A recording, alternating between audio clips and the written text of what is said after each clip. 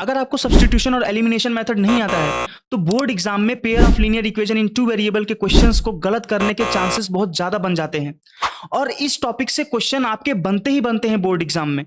तो आज के बाद आपको सॉल्यूशंस निकालने में कोई दिक्कत नहीं होगी अगर आप ये वीडियो पूरा देख लेते हैं। तो वीडियो के साथ अंत तक बने रहना। वेलकम टू शिक्षा पॉइंट। मेरा नाम है आदर्श Pandey.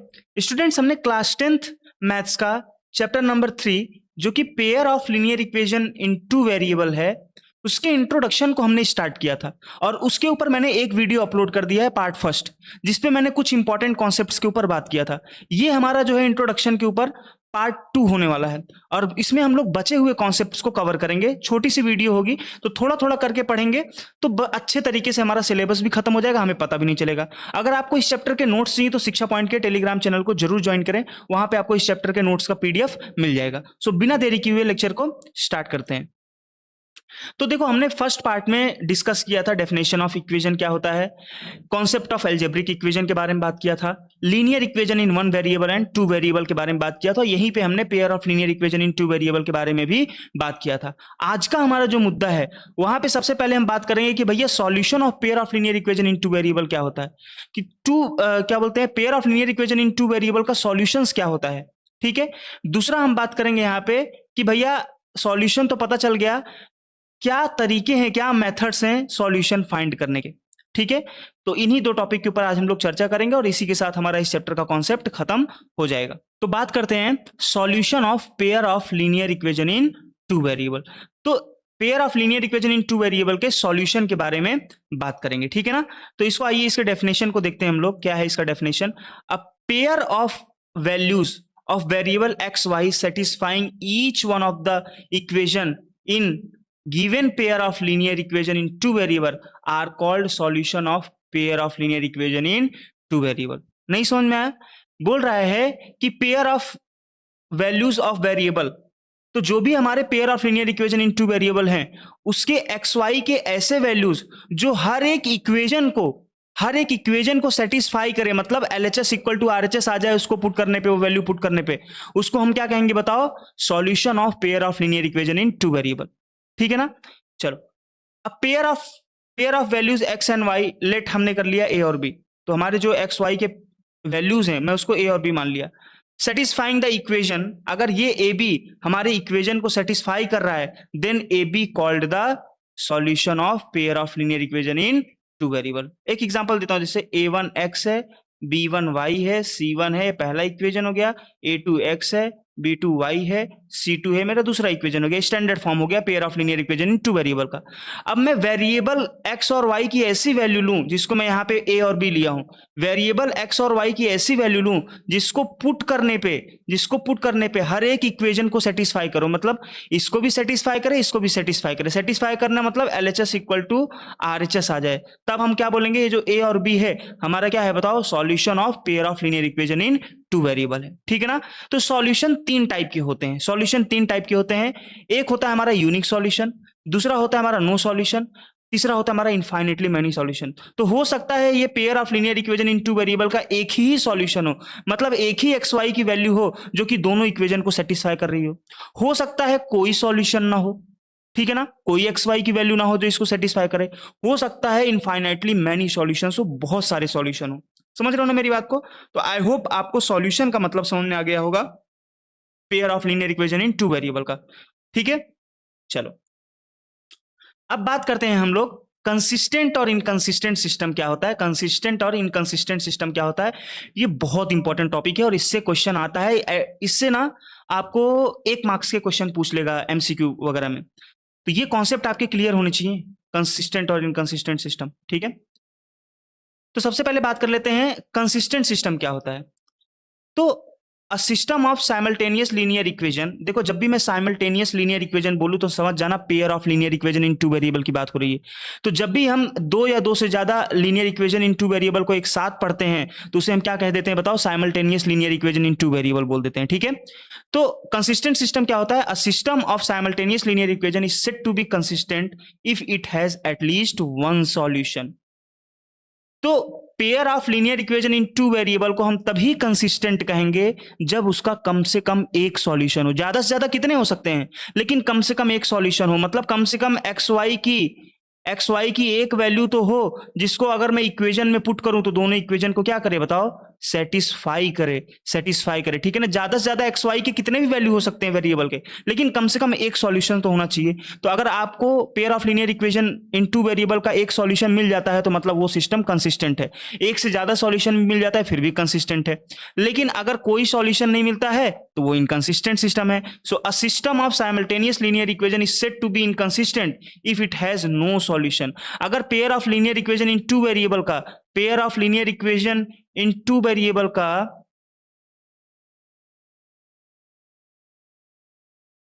Pair of linear equation in two variable का कोई सॉल्यूशन नहीं है, मतलब कोई एक्स वाई की वैल्यू नहीं जिसको पुट करने पे सेटिस्फाई कर दे, तो हम ऐसे सिस्टम को क्या बोलेंगे, इनकंसिस्टेंट सिस्टम कहेंगे। आई होप आपको समझ में आया होगा।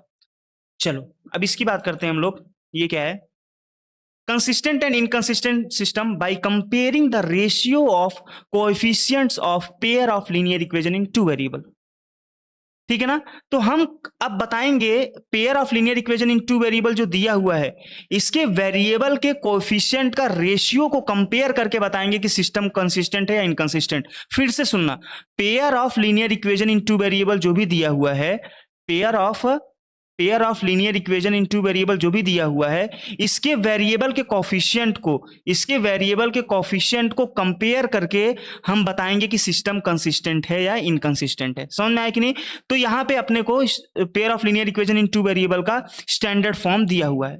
ठीक है, तो इसके कोफिशिएंट को, x का कोफिशिएंट क्या है, a1 है पहले वाले इक्वेशन का, दूसरे वाले इक्वेशन का x वेरिएबल का कोफिशिएंट क्या है, a2 है। ठीक है ना, यहां पे लिखा हूं a1 b1 c1 coefficient of variable xy, a2 b2 c2 ये दूसरे वाले इक्वेशन का कोफिशिएंट ऑफ वेरिएबल x और y।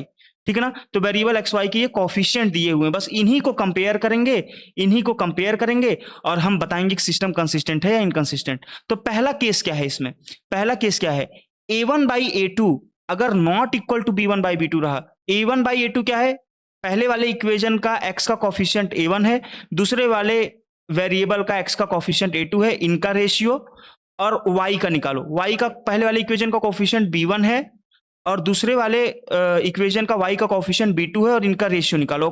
और कंपेयर करने पे अगर ये नॉट इक्वल टू 0 आता है, मतलब a1 by a2 not equal to b1 by b2 रहा, तो याद रख लेना मेरी बात, ओनली वन सॉल्यूशन होगा। जो भी मेरा pair of linear equation in two variable होगा ना, उसका एक सॉल्यूशन होगा, मतलब यूनिक सॉल्यूशन होगा।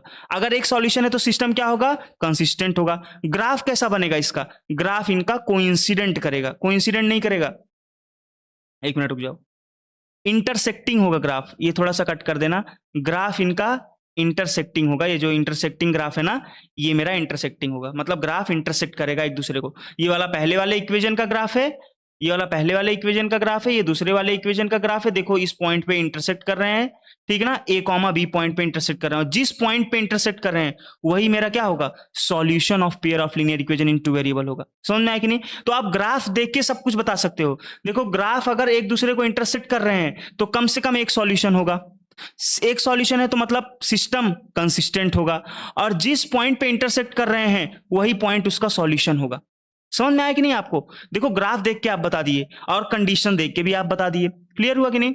आगे बढ़ते हैं, अब क्वेश्चन सॉल्व करते हैं। चलो यहां पे मेरा क्वेश्चन है, एक क्वेश्चन से समझते हैं। ये मेरा इक्वेशन है x minus 2y equal to 0 और 3x plus 4y minus 20 equal to 0। ठीक है ना, तो इसको कंपेयर करो। चलो इसको कंपेयर करके मैंने इसकी वैल्यू निकाली है। देखो a1 क्या है, a1 मेरा पहले वाले इक्वेशन का कोफिशिएंट x है। ठीक है ना, x का कोफिशिएंट क्या है बताओ, यहाँ पे 1 है, तो a1 मेरा 1 हो गया, मतलब पहले वाले इक्वेशन का x का कोफिशिएंट 1। b1 मेरा क्या है, पहले वाले इक्वेशन का y का कोफिशिएंट क्या है बताओ, -2 है, वही मेरा b1 हो जाएगा। सिंपली इसको मैं इससे कंपेयर कर रहा हूं, a1x plus b1y plus c1 equal to 0, a2x plus b2y plus c2 equal to 0। पहले वाले इक्वेशन को ये पहले वाले से कंपेयर किया और दूसरे वाले स्टैंडर्ड फॉर्म को दूसरे वाले से कंपेयर किया, तो a1 b1 c1 और a2 b2 c2 का हमें वैल्यू मिल जाएगा। a1 क्या है बताओ, a1 मेरा पहले वाले इक्वेशन का x का कोफिशिएंट है जो कि 1 है, b1 क्या है मतलब बताओ, पहले वाले इक्वेशन का y का कोफिशिएंट है, तो पहले वाले इक्वेशन का y का कोफिशिएंट -2 है। c यहाँ पे दिया नहीं है, तो c1 मेरा 0 है। ऐसे दूसरे वाले इक्वेशन का देखो x का कोफिशिएंट क्या है 3 है, तो a2 मेरा 3 आ गया। b2 मेरा क्या है, y का कोफिशिएंट क्या है 4 है, तो b2 मेरा 4 आ गया।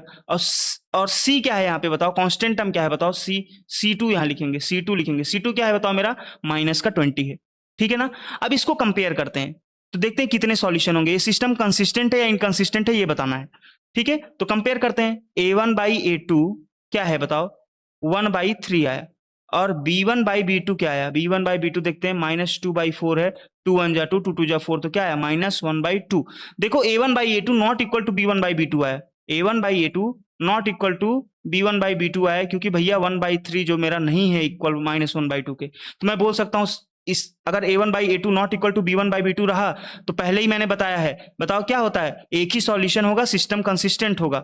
ठीक है ना। तो बताओ इस केस में क्या होगा, एक सॉल्यूशन होगा, सिस्टम मेरा क्या होगा बताओ, कंसिस्टेंट होगा।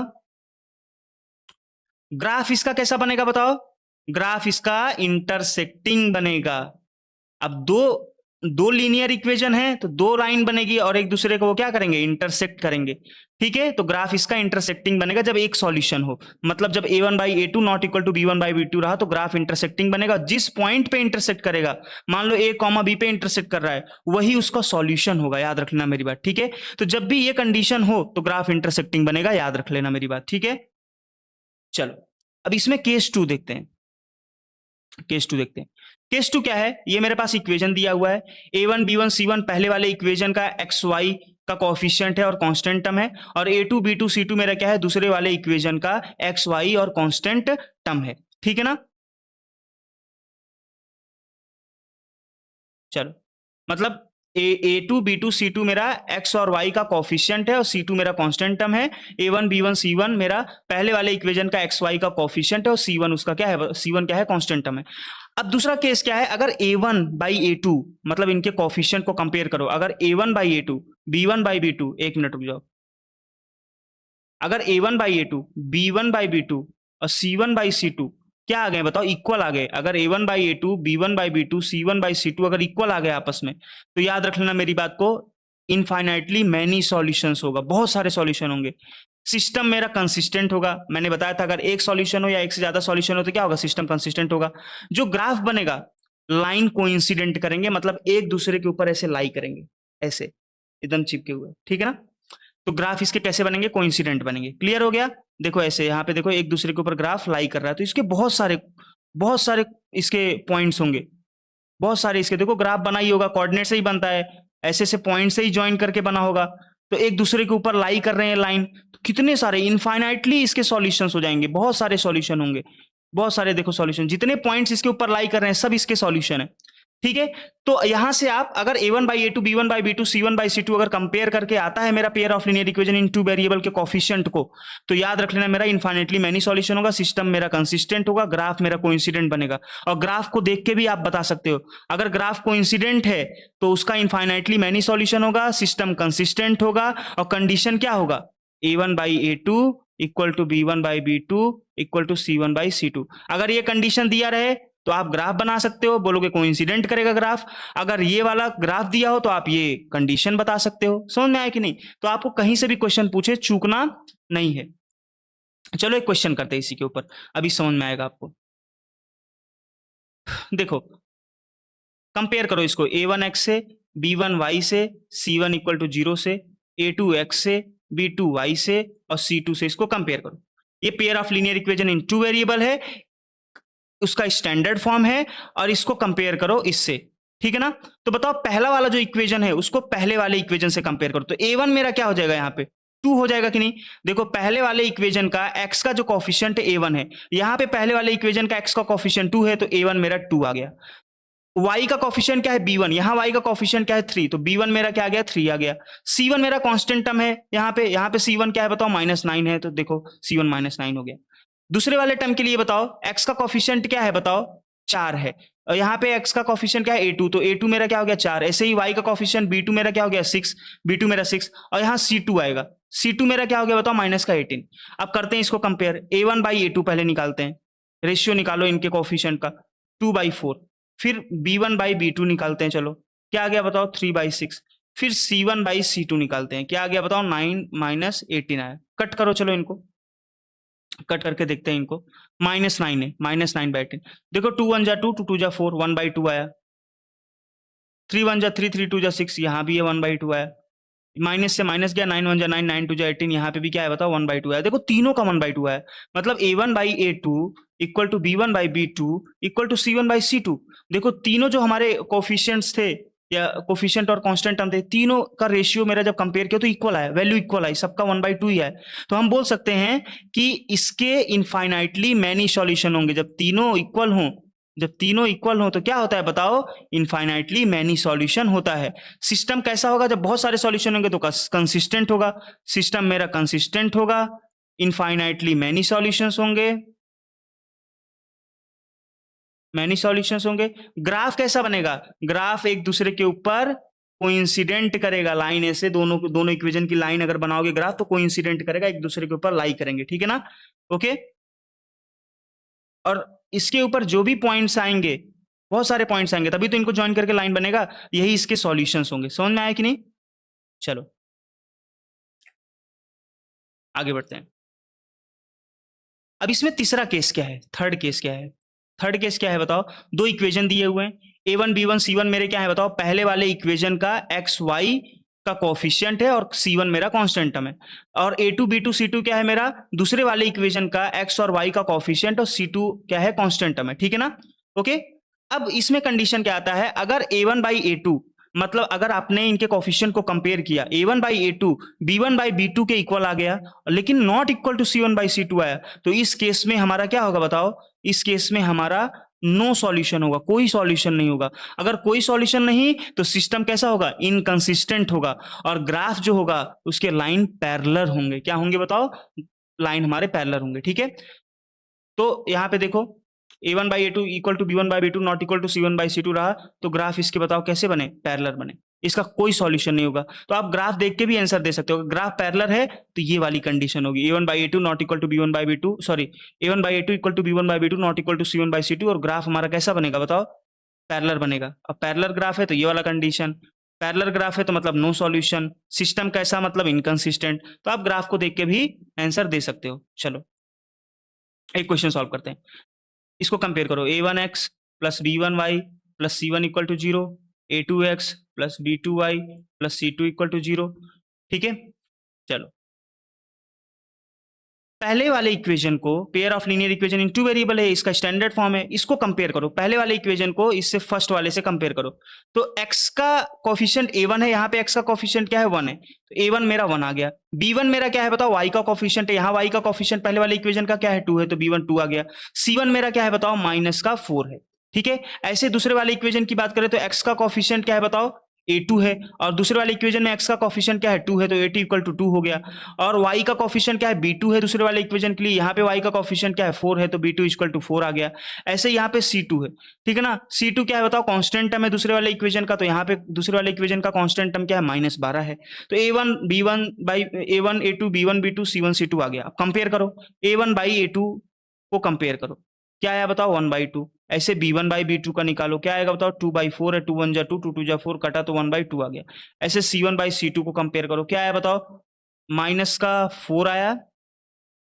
और एक काम करो, इसको एक क्वेश्चन इसमें रॉन्ग कर दिया मुझे लगता है, ये इसको ऐड करो, प्लस रखो, इसको प्लस का रखो, ठीक है ना। तो ये मेरा प्लस का 4 आ जाएगा, ठीक है।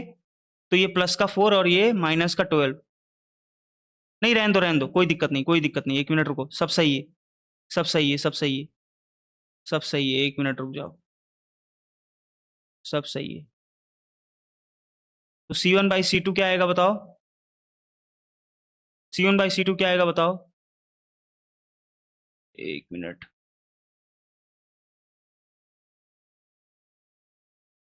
c1/c2 क्या आएगा बताओ, -4, और यहाँ पे क्या आ गया माइनस का 12, तो 4 1 जा 4, 4 3 जा 12, ये आ गया 1/3।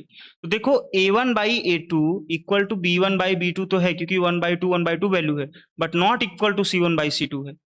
ठीक है ना। तो ये पहले वाले कंडीशन केस 3 आ गया, a1 by a2 not equal to b1 by equal to b1 by b2 not equal to c1 by c2, कोई सॉल्यूशन नहीं होगा, सिस्टम इनकंसिस्टेंट होगा। तो इस केस में क्या होगा बताओ, नो सॉल्यूशन, सिस्टम मेरा क्या होगा, इनकंसिस्टेंट होगा। ग्राफ कैसा बनेगा इनकंसिस्टेंट का, पैरेलल बनेगा। समझ में आया कि नहीं। और ग्राफ अगर पैरेलल दिया हो तो मतलब ये कंडीशन होगा, कोई सॉल्यूशन नहीं होगा, सिस्टम इनकंसिस्टेंट होगा। तो ग्राफ को देख के भी बता सकते हो। तो आपको ये कंडीशंस तीनों याद रखनी है, बहुत इंपॉर्टेंट है। क्लियर हो गया। चलो अब बात करते हैं सॉल्यूशन की। अब बात करते हैं कि सॉल्यूशन क्या होता है। देखो सॉल्यूशन को हमने सॉल्यूशन के बारे में बात तो कर लिया है, सॉल्यूशन के बारे में बात तो कर लिया है, लेकिन सॉल्यूशन को फाइंड करने के क्या क्या तरीके हो सकते हैं, क्या मेथड हैं कि जिसको हम यूज करके सॉल्यूशन फाइंड करें pair of linear equation in two variable का। एक तो ग्राफिकल मेथड है कि ग्राफ के थ्रू हम लोग क्या कर सकते हैं बताओ, सॉल्यूशंस को फाइंड कर सकते हैं। दूसरा है एल्जेब्रिक मेथड, मतलब सॉल्व करके हम लोग सॉल्यूशंस को फाइंड कर सकते हैं। और एल्जेब्रिक मेथड में आपका दो बहुत मेन मेथड है, एक सब्स्टिट्यूशन मेथड है, एक हमारा क्या है बताओ, एलिमिनेशन मेथड है। नाउ सबसे पहला देखते हैं graphical method to find the solution of pair of linear equation in two variable. तो ग्राफ के थ्रू हम लोग कैसे सॉल्यूशंस को फाइंड करें, ग्राफ को बना के हम लोग कैसे सॉल्यूशंस को निकालें, इसको हम लोग सीखेंगे इस वीडियो में। ठीक है ना। चलो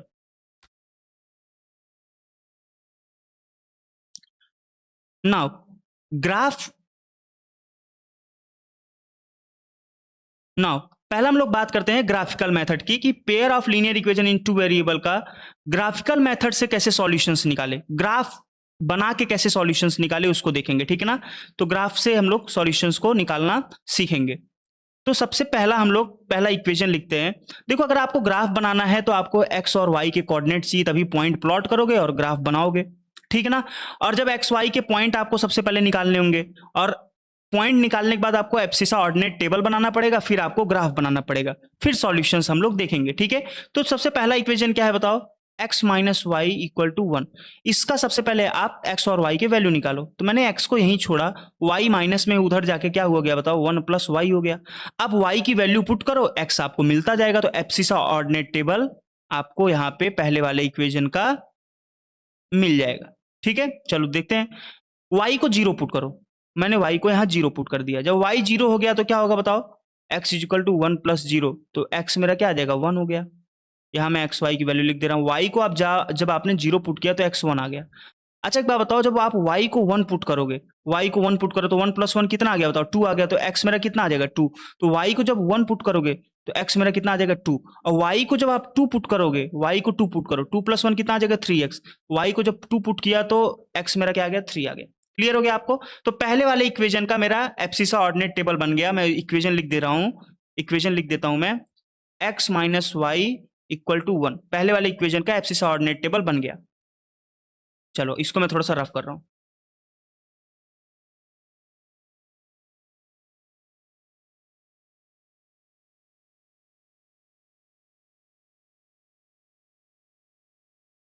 ना अब दूसरे वाले के लिए बनाते हैं। जैसे दूसरा 2x plus Y equal to 8, Y को यहीं छोड़ा, 8 और प्लस 2x उधर गया तो माइनस का 2x हो गया। x की जगह पे वैल्यू डालो और निकालो। तो मैं x की जगह पे पहला ही वैल्यू डाल दिया 4, पहला ही वैल्यू मैंने 4 पुट कर दिया। तो बताओ क्या हो गया, y is equal to 8 minus 2 into 4। तो बताओ क्या हो गया, 4 टू जा क्या हो गया, 8 हो गया। 8 माइनस 8 कितना आ गया, 0 आ गया। तो जब भी मैंने x को 4 पुट किया तो y मेरा क्या आ गया बताओ, 0 आ गया। दूसरी वैल्यू लेते हैं, x इज इक्वल टू लेते हैं 2।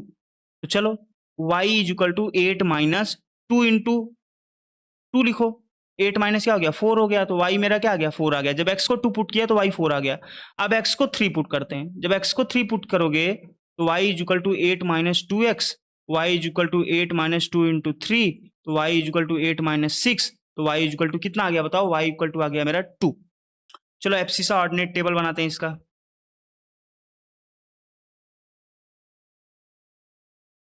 x को जब मैंने क्या रखा बताओ, x को x को 4 रखा था तो y मेरा 0 आया था। ठीक है। x को जब 2 रखा तो y मेरा 4 आया। x को जब 3 रखा तो y मेरा कितना आया, 2 आया। तो एब्सिसा ऑर्डिनेट टेबल मेरा यहाँ पे बन के रेडी हो गया। मैं थोड़ा सा इसको रफ कर रहा हूँ स्पेस के लिए, ताकि ग्राफ अच्छे से बन जाए। आप लोग ऐसा एब्सिसा ऑर्डिनेट टेबल बनाएंगे। ठीक है।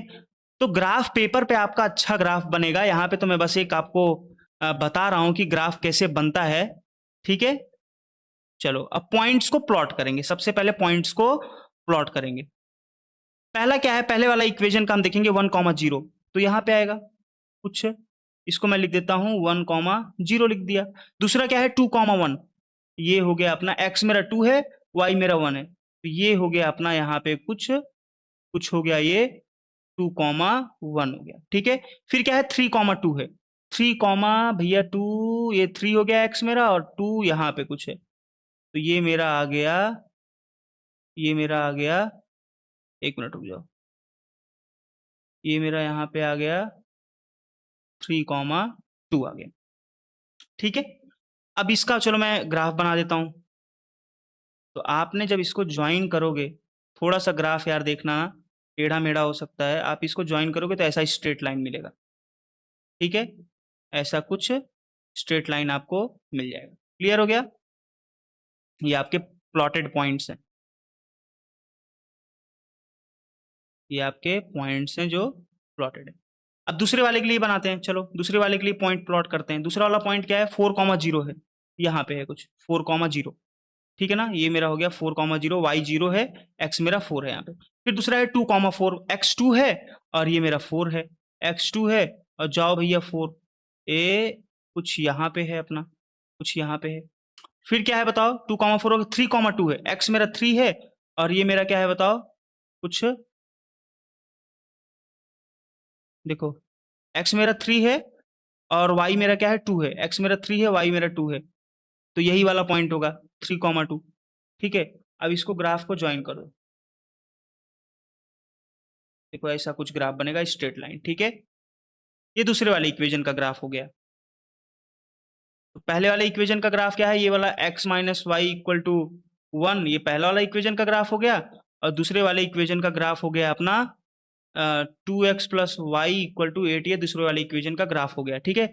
ये दोनों इंटरसेक्ट किस पॉइंट पे कर रहे हैं बताओ, 3,2 पे कर रहे हैं। देखो ये दोनों इंटरसेक्ट किस पॉइंट पे कर रहे हैं, 3, ये 3 हो गया, ये 3,2 पे इंटरसेक्ट कर रहे हैं, ये दोनों 3,2 पे इंटरसेक्ट कर रहे हैं, ठीक है। तो जिस पॉइंट पे ये दोनों इंटरसेक्ट कर रहे हैं वही वाला मेरा इसका क्या है सॉल्यूशन है। तो बताओ इसका सॉल्यूशन क्या होगा, ग्राफिकली हमें क्या मिला 3,2। देखो इसको पुट करो, सेटिस्फाई कर देगा, x minus Y equal to 1 और 2x plus Y equal to 8।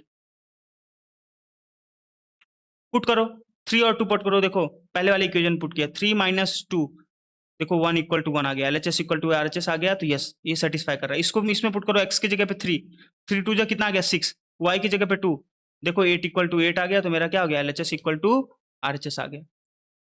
Clear हो गया कि नहीं, आई होप आपको ये ग्राफिकल मेथड समझ में आया होगा।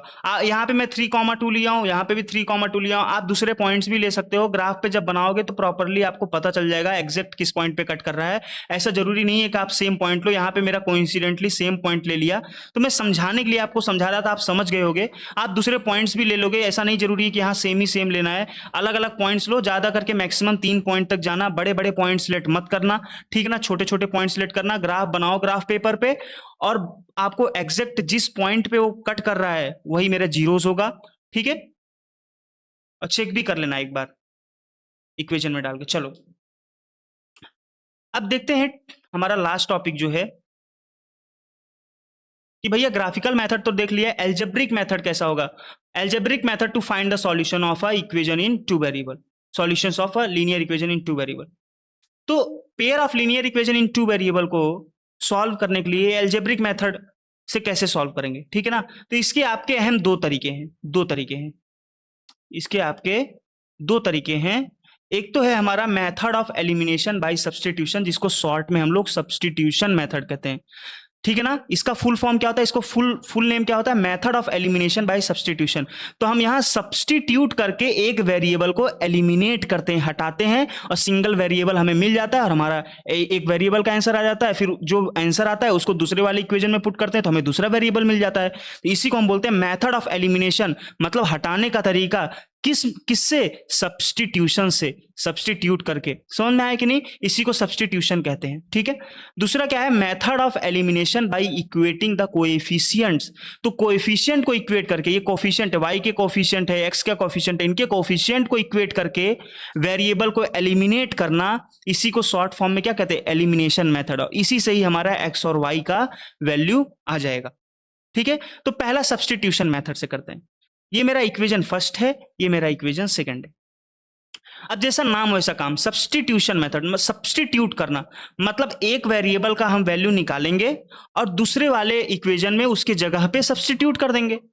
सब्स्टिट्यूट का मतलब तो समझते हो ना, मान लो गेम वोम खेलते हो, कोई प्लेयर इंजर्ड हो गया तो दूसरा प्लेयर उसके सब्स्टिट्यूट में आता है ना, उसके बदले में आता है ना, तो हम पहले इक्वेशन में कुछ वैल्यू निकालेंगे और दूसरे वाले इक्वेशन में उस वेरिएबल के बदले में उसको रख देंगे, तो हमें एक वेरिएबल की वैल्यू मिल जाएगी। ऐसे करके हमें सब्स्टिट्यूशन मेथड को करना है। चलो इसको करते हैं, करके देखते हैं। देखो x minus two y equal to 8, ये पहला इक्वेशन है, तो x को मैं यहीं छोड़ा, माइनस टू वाई वहां गया तो क्या हो गया बताओ, 8 प्लस टू वाई हो गया। ये मेरा इक्वेशन थर्ड आ गया। इसको पुट करो किसमें, इक्वेशन सेकंड में। सेकंड में पुट करो, तो मैंने पुट किया, x की जगह पे पुट करो, तो 8 प्लस टू वाई, यहाँ पे माइनस वाई है, यहाँ 5 आ गया। तो बताओ 8 वहां जाएगा, वेरिएबल को एक जगह रखो, कांस्टेंट को एक जगह, तो 2y माइनस वाई क्या हो गया बताओ, यहाँ 5 हो गया, और 5 माइनस क्या हो गया, 8 हो गया। 2y minus why like term है, तो 2 में से 1 घटाओ, कितना हो गया, 1 ही होगा, तो y आ गया। 5 में से 8 गया, छोटे में से बड़े वैल्यू गया, माइनस तो हो जाएगा लेकिन साइन माइनस का लगेगा, तो 3, माइनस का 3 आएगा। y की वैल्यू 3 आ गई, y की वैल्यू आ गई 3। नाउ इधर लिखना, put y equal to 3 in equation first, किसी में भी पुट कर दो, इक्वेशन फर्स्ट में पुट करो, थर्ड में पुट करो, कहीं पे भी पुट करो, मैं फर्स्ट में पुट कर दे रहा हूं। चलो, तो x minus two into y का वैल्यू -3 आया, यहाँ पे 8 आया, तो x 3 टू जा क्या हो गया, 6 हो गया, यहाँ 8 आया, तो x is equal to 8 minus 6, तो x इज इक्वल टू क्या आ गया बताओ, 2 आ गया। तो बताओ x की वैल्यू क्या आई, 2 आई, और y की वैल्यू क्या आई, -3 आई। हो गया आपका सॉल्यूशन, फाइंड हो गया सब्स्टिट्यूशन मेथड से। यही है, आसान है। तो एक इक्वेशन में एक वेरिएबल की वैल्यू आसानी से निकालना है, दूसरे वाले इक्वेशन में पुट करना है, आपका सब्स्टिट्यूट कर देना है, आपका एक वैल्यू निकल आएगा, फिर उसको किसी इक्वेशन में पुट कर दो, दूसरा वैल्यू भी निकल आएगा। आसान है कि नहीं। चलो अब बात करते हैं एलिमिनेशन मेथड की, बहुत मेन है, बहुत आसान है, आपको समझना होगा इसको। चलो देखो, इसमें कुछ स्टेप्स हैं, आपको देखना है क्या स्टेप है। पहला स्टेप तो यही है, पहला स्टेप यही है कि चेक साइन, सबसे पहले आपको साइन को चेक करना है। फिर दूसरा स्टेप है उनके कोएफिशिएंट को सेम करना है। तीसरा स्टेप क्या है, अगर सेम साइन होगा तो सब्ट्रैक्ट करना, अपोजिट साइन होगा तो ऐड कर देना इक्वेशन को। सेम साइन होगा तो सब्ट्रैक्ट करना, इक्वेशन का सेम ही साइन होगा तो सब्ट्रैक्ट करना है, अपोजिट साइन होगा तो ऐड करना है। तो ऐसे एक दो क्वेश्चन सॉल्व करेंगे, आपको पता चल जाएगा। चलो पहला स्टेप क्या है, साइन चेक करते हैं। देखो साइन जब मैंने चेक किया तो यहाँ प्लस में है पहले वाला इक्वेशन, यहाँ माइनस में है, तो अपोजिट साइन है। देखो इक्वेशन का अपोजिट साइन है, तो जो अपोजिट साइन है ना उसके तरफ वाला आप सिलेक्ट करोगे तो बहुत बहुत ही ज्यादा फायदे में रहोगे। क्यों ऐसा बोल रहा हूं, आप किसी को भी लेके कर सकते हो, ऐसा जरूरी नहीं कि ये 3 ही स्टेप में, ऐसा नहीं है, रटना नहीं है। मैं तो ये आपको इजीएस्ट वे बता रहा हूं, आपको मैं ऐसा बता रहा हूं कि आज ज्यादा दिमाग ना लगाना पड़े। आप ऐसा ऐसा जरूरी नहीं है कि अपोजिट साइन होगा तो आप जो है ऐड करोगे, सेम साइन होगा तो सब्ट्रैक्ट करोगे, नहीं, अपोजिट साइन होगा फिर भी सब्ट्रैक्ट कर सकते हो। ठीक है, मैं वो भी करके दिखाऊंगा आपको, लेकिन अभी इस मेथड से चल लेते हैं। तो पहले साइन चेक किया, तो यहाँ प्लस है, यहाँ माइनस है, अपोजिट साइन का है, ठीक है ना, इक्वेशन अपोजिट साइन का है, इसको इक्वेशन 1 मान लिया, इसको 2 मान लिया, ठीक है। अब अपोजिट साइन के तरफ वाला जो मेरा टर्म है उसके कोफिशिएंट को इक्वेट करना, क्योंकि ये जब इक्वल हो जाएगा और जब आप ऐड करोगे तो ये प्लस वाला सेम वैल्यू, ये माइनस वाला सेम वैल्यू कट जाता है। देखो -5 + 5 क्या होगा, कट ही जाएगा ना। तो पहले साइन देखो, यहाँ प्लस है, यहाँ माइनस है, तो उसके तरफ वाला जो टर्म है उसके कोफिशिएंट को इक्वल करो। y का कोफिशिएंट 3 है, यहाँ पे y का कोफिशिएंट 2 है, इसको कैसे भी करके इक्वल करो, ठीक है ना। इक्वल करने के बाद बस ऐड कर दो, ये दोनों उड़ जाएंगे, x मिल जाएगा हमें, और हमारा आराम से x का वैल्यू निकल आएगा। समझ में आया कि नहीं, यही होता है एलिमिनेशन मेथड, कोफिशिएंट को इक्वेट करना है। तो अपोजिट साइन है, उसके बाद वाला जो टर्म है उसी के कोफिशिएंट को इक्वेट करो। तो क्या करोगे बताओ, देखो यहाँ पे y का कोफिशिएंट 3 है पहले वाले इक्वेशन में, दूसरे वाले इक्वेशन में y का कोफिशिएंट 2 है। इनका एलसीएम लो, 3 और 2 का एलसीएम क्या होगा बताओ, इनका एलसीएम क्या होगा, 2 से गया ये आया, फिर 3 से गया तो 1 आया। एलसीएम निकालने आता है ना, 2 3 जा कितना हो गया, 6 आ गया। तो अपने कैसे भी करके दोनों में 6 लेके आना। क्या मल्टीप्लाई करेंगे, तो पहले वाले इक्वेशन में हम मल्टीप्लाई करेंगे, 3 2 जा 6 आ जाएगा, तो 2 मल्टीप्लाई करेंगे। 2 में क्या मल्टीप्लाई करेंगे, 6 आ जाएगा तो 3, तो दूसरे वाले इक्वेशन को पूरे से 3 से मल्टीप्लाई करेंगे। चलो देखो 2 2 जा क्या हो गया बताओ, 4x हो गया। 3 2 जा कितना हो गया बताओ, 6y हो गया।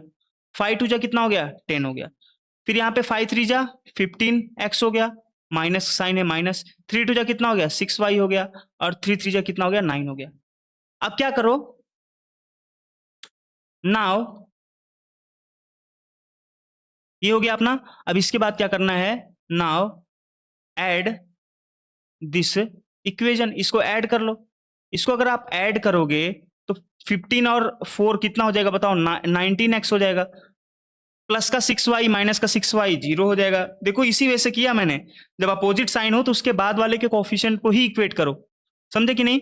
अभी मैं दूसरे से भी करके दिखाऊंगा। तो ये मेरा 0y हो गया और ये क्या हो गया 19 हो गया। तो बताओ 19x इक्वल टू 19, ये मल्टीप्लाई में तो इधर आके क्या हो जाएगा, डिवाइड हो जाएगा। 19 बाई 19 कितना हो गया, 1 आ गया। x की वैल्यू 1 आ गई। अब किसी में भी पुट कर दो, मैं पहले इक्वेशन में, now put in equation first, equation first में पुट किया तो क्या आया बताओ, 2 into 1 plus 3y is equal to 5। 3y is equal to, ये 2 प्लस में उधर जाके माइनस हो जाएगा। 3y इज इक्वल टू क्या हो गया, 3 हो गया। y इक्वल टू क्या आ गया, 3 से 3 गया तो y इक्वल टू 1 आ गया। देखो x और y की वैल्यू क्या आ गई बताओ मेरी, x और y की वैल्यू आ गई 1,1। क्लियर हो गया। अब इसको दूसरे मेथड से करके सॉल्व करके, सब्ट्रैक्ट वाला, मैं बोला ना रटना नहीं है, रटना नहीं है।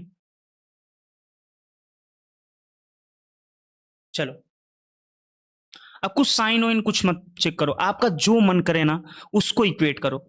आपको इसको इक्वेट करना है, इसका एलसीएम ले लो, इसके कोफिशिएंट का, इसको इक्वेट करना है। अभी इस वाले को तो इक्वेट कर लिया, मैं बोला इसको करो। चलो इसको मैं पहले वाले को कर रहा हूँ। 2,5 का एलसीएम लो, क्या होगा, 2 1 जा 2 गया, 5 गया, फिर 5 से गया तो 1 1 आया, कितना आ गया बताओ, 10 आ गया। 5 2 जा 10 आ गया। अब ये मेरा इक्वेशन फर्स्ट है, मेरा सेकंड है, कैसे भी करके पहले वाला को 10 बनाओ, ठीक है ना।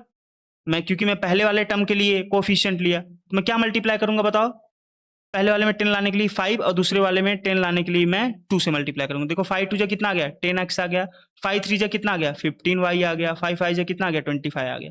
इसमें क्या किया मैं बताओ, 5 2 जा क्या आ गया बताओ, 10x आ गया। और यहाँ पे क्या आ गया बताओ, 2 2 जा 4y आ गया। और यहाँ पे कितना आ गया बताओ, 3 2 जा 6 आ गया। क्लियर हो गया। इसको चलो मान लो, इसको इक्वेशन थर्ड मान लो, इसको फोर्थ मान लो, ठीक है। नाउ ऐड, इनको सब्ट्रैक्ट करो। नाउ सब्ट्रैक्ट इक्वेशन 4, 4 वाले इक्वेशन को थर्ड में से सब्ट्रैक्ट करो। Now subtract equation 4 from third, third वाले इक्वेशन को, सॉरी फोर्थ वाले इक्वेशन को थर्ड में से सब्ट्रैक्ट करो। तो 10x 15y 25 और 10x minus 4y equal to 6, ये मेरा थर्ड हो गया, ये मेरा फोर्थ हो गया।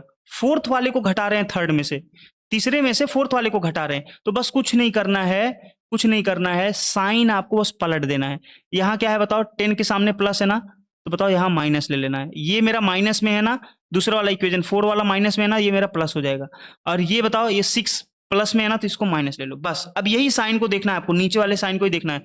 जब भी सब्ट्रैक्ट करो तो आप क्या करो, नीचे वाला जो भी इक्वेशन है, मान लो फोर्थ को थर्ड में से घटा रहे हो, इस 4 वाले इक्वेशन को तीसरे में से घटा रहे हो, तो 4 वाले इक्वेशन का सारा साइन चेंज हो जाएगा। याद रखना मेरी बात। जैसे मैं बोल रहा हूं 3 में से -2 को घटा दो, -2 को घटा दो, देखो -2 का साइन बदल जाएगा। माइनस इंटू माइनस क्या हो जाएगा, प्लस हो जाएगा। देखो माइनस था ये तो प्लस हो गया। तो वही हो गया कि आप घटाओगे तो साइन चेंज करना होगा आपको। अब यही वाला साइन लेके चलना है आपको। 10x में से 10x गया, कितना हो जाएगा बताओ, ये तो कैंसल आउट हो जाएगा, 0x बचेगा। 15y और प्लस 4y कितना हो जाएगा बताओ, 19y हो जाएगा। अब बताओ 25 में से 6 गए, कितना आ जाएगा, 19 आ जाएगा। देखो 19y इक्वल टू 19 आया, तो y मेरा क्या आ जाएगा, 19 बाई 19 कटा तो मेरा क्या हो जाएगा, 1 आ गया। y की वैल्यू क्या आ गई भाई, 1 आ गई। अब इसी y को पुट करो तो x की भी वैल्यू 1 आ गई। तो रटना नहीं है आपको, क्या नहीं करना है, रटना नहीं है, ठीक है। बस आपको मैं इजीएस्ट वे बताया, जब भी अपोजिट साइन हो तो उसके बाद वाले टर्म का कोफिशिएंट को इक्वेट करो। कोफिशिएंट कैसे इक्वेट होगा भैया, जो भी कोफिशिएंट है उसका एलसीएम ले लो, फिर इक्वेट करो, ठीक है। हाँ, उसके बाद एलिमिनेट करो।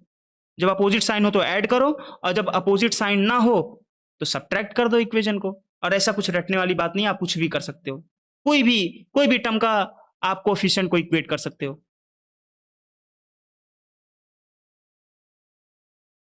चलो, सो लेक्चर देखने के लिए धन्यवाद। और ऐसे ही अगर आपको मैथ्स के क्वालिटी कंटेंट चाहिए तो प्लीज़ चैनल को सब्सक्राइब कर लें, वीडियो को लाइक कर दें, शेयर कर दें, और शिक्षा पॉइंट के टेलीग्राम चैनल को जरूर ज्वाइन करें। और वहाँ पे आपको इसके कॉन्सेप्ट्स के पीडीएफ मिल जाएंगे और शिक्षा पॉइंट के टेलीग्राम चैनल को भी आप फॉलो कर सकते हैं। मिलते हैं अपने नेक्स्ट लेक्चर में, उसमें हम लोग करेंगे एनसीईआरटी एक्सरसाइज 3.1। सो तब तक के लिए अपना ख्याल रखें।